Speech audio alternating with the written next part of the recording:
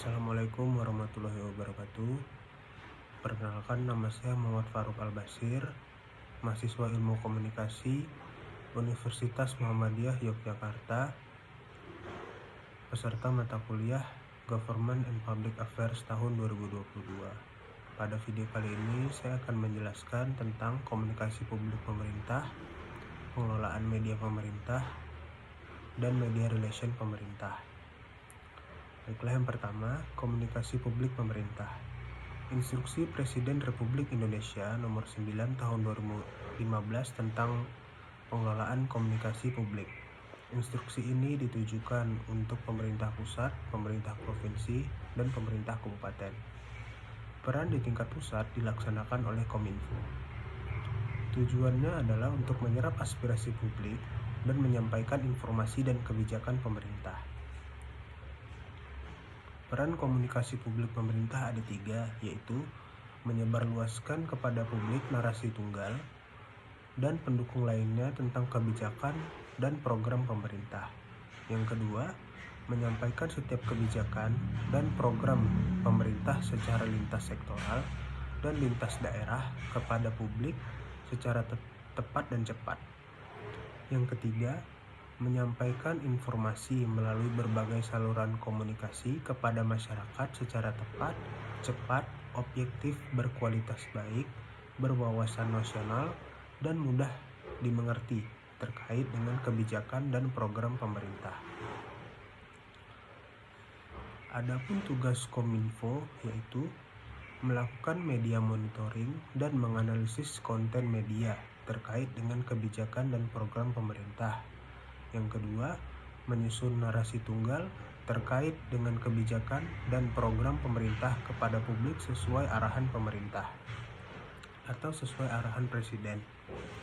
Yang ketiga, melaksanakan diseminasi dan edukasi terkait kebijakan dan program pemerintah melalui seluruh saluran komunikasi yang tersedia. Yang keempat, melakukan pemantauan dan evaluasi pelaksanaan komunikasi publik. Yang kelima, dapat mengundang dan mengikutsertakan menteri, pimpinan lembaga pemerintah dan non-pemerintah atau non-kementerian, atau pihak lain dalam merumuskan materi informasi yang akan dikomunikasikan kepada publik. Baiklah, yang nomor 2 ialah pengelolaan media pemerintah. Instansi pemerintah di era modern ini sangat terbantu dengan pesatnya perkembangan teknologi informasi. Adanya internet membuat jarak dan waktu menjadi tidak berarti. Transparansi dan kecepatan menjadi keharusan dalam memberikan layanan kepada masyarakat dengan tidak melupakan akuntabilitas kinerja. Internet menjadi salah satu sarana bagi instansi pemerintah untuk memberikan layanan yang cepat, efektif, dan mudah. Internet juga membuat rakyat lebih aktif mengawasi jalannya layanan publik. Pemanfaatan media sosial oleh instansi pemerintah merupakan salah satu inovasi dengan memaksimalkan teknologi. Dalam buku Memaksimalkan Penggunaan Media Sosial dalam Lembaga Pemerintah yang disusun oleh Direktorat Jenderal Informasi dan Komunikasi Publik, Kementerian Komunikasi dan Informatika, dipaparkan beberapa manfaat media sosial bagi pemerintah, yaitu 1. Mendorong efisiensi pemerintahan. Penggunaan media sosial dapat menjangkau masyarakat dengan lebih luas dan cepat. Media sosial dengan teknologi artificial intelligence atau kecerdasan buatan dapat digunakan untuk membantu proses analisa data. Yang kedua, memulihkan kepercayaan masyarakat yang turun. Di era keterbukaan seperti saat ini, masyarakat banyak mendapatkan informasi dari media sosial seperti WhatsApp Group, Facebook, Twitter, Instagram atau TikTok, atau komunitas di tempat-tempat lainnya yang ada di sosial media. Maraknya hoax dapat menimbulkan rasa tidak percaya. Media sosial dapat menjadi solusi karena dapat menjangkau khalayak secara lebih personal dan komunikatif. Baik, yang ketiga, menghadapi perkembangan zaman. Instansi pemerintah saat ini menghadapi tantangan tertentu dengan penghematan anggaran, menuanya staf yang dimiliki, dan birokrasi yang dapat menghalangi kemajuan. Tantangan ini dapat diatasi dengan mempersiapkan perencanaan dan dapat mengatasi masalah di kemudian hari. Yang nomor 4, sarana komunikasi di saat krisis dan bencana alam. Seperti saat pandemik sekarang ini, COVID-19, ada keharusan menjaga jarak ketika berinteraksi, yaitu membuat interaksi lebih banyak dilakukan melalui media sosial. Bagi instansi pemerintah, media sosial harus memainkan peran yang jelas dalam strategi komunikasi krisis. Yang selanjutnya, bentuk diseminasi informasi. Itu ada 3. Ada above the line, through the line, below the line. Above the line, diseminasi melalui mainstream media seperti radio, TV, dan media cetak.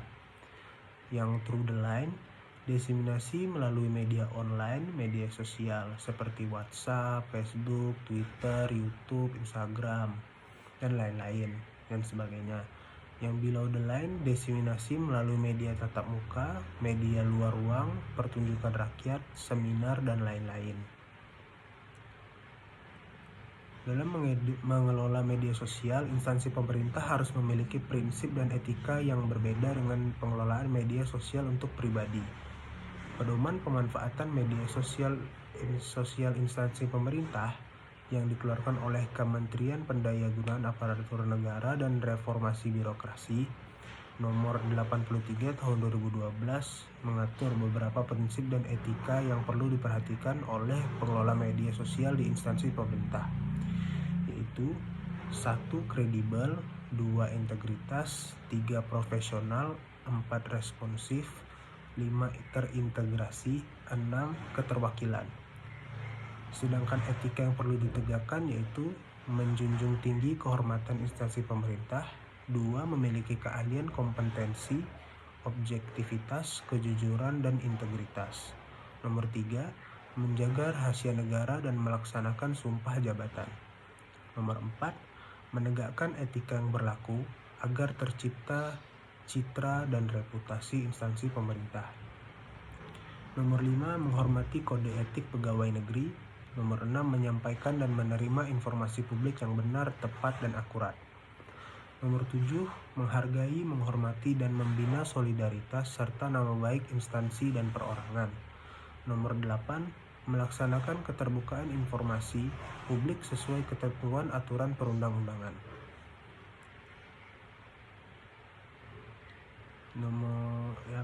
Di